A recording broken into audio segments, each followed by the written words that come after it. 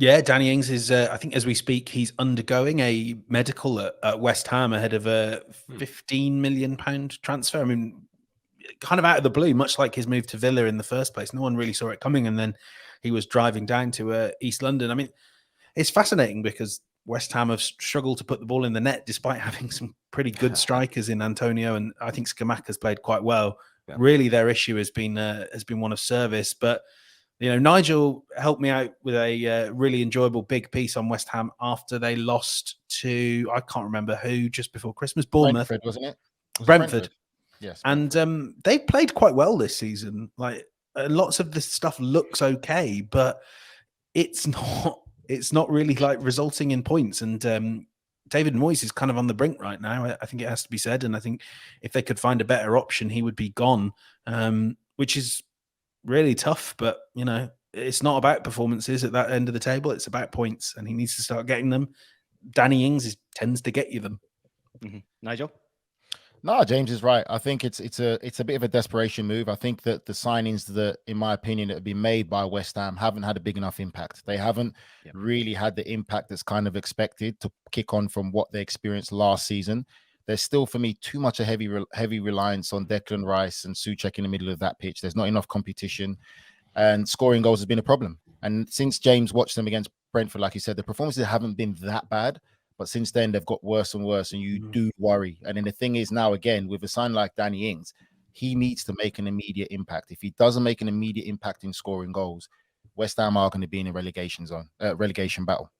Yeah, I'm with you on that one there. Michael, you got anything to add before we move on to the Bundesliga? Yeah, just very quickly, I think West Ham, they are who they are. Last season, they were very good behind the ball. They were more solid defensively, and they played on the counter. They were able to nick a goal, 1-0 Kings. This season, just that difficulty to be played against isn't there, and there's no plan B. And I think if Danny Ings doesn't hit, it's ciao for West Ham in the Premier League.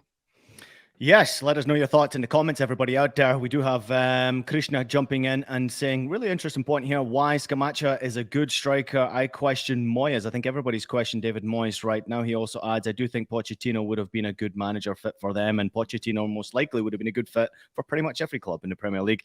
West Ham are simply going back to Moyes signings. He will stay, and Ings will get them about 7 goals, and that's very much likely unless Nigel disagree.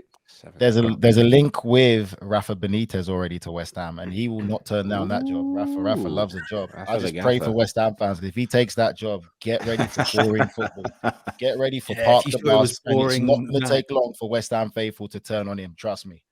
I'm a David Moyes fan. Personal with him.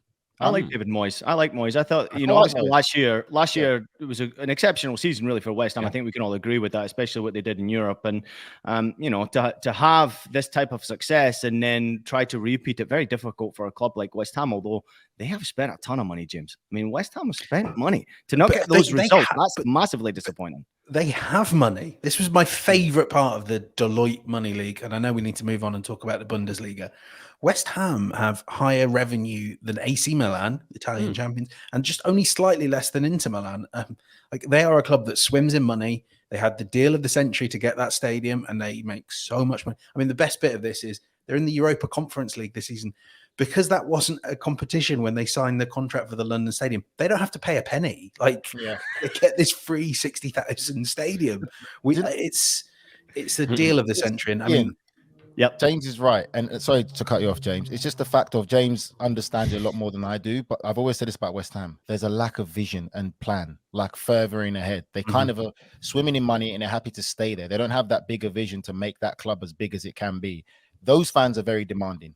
And James knows it very well. And if you think Everton fans are bad, let things go wrong at West Ham and start going the opposite way, then you'll know. Because they make it personal. It's not just about you, the player. It's you and your family. Everyone's going to get it.